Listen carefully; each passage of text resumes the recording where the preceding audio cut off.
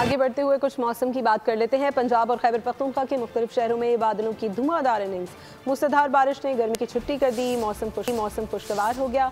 मलिका कोहिसार मरी में भी अब्र करम जमकर बरसा। सयाहों ने सुहाने मौसम का खूब लुत्फ लिया।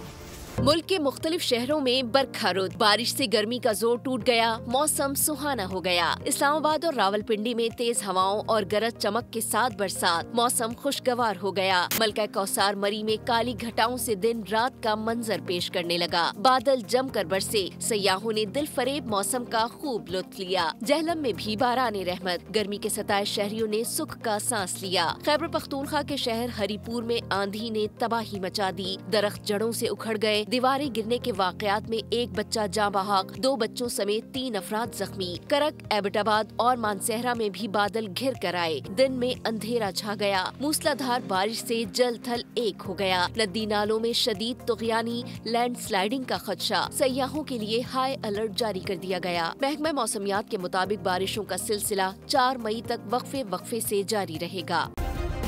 सब्सक्राइब करें और बेल दबाएं ताकि कोई खबर रह न जाए।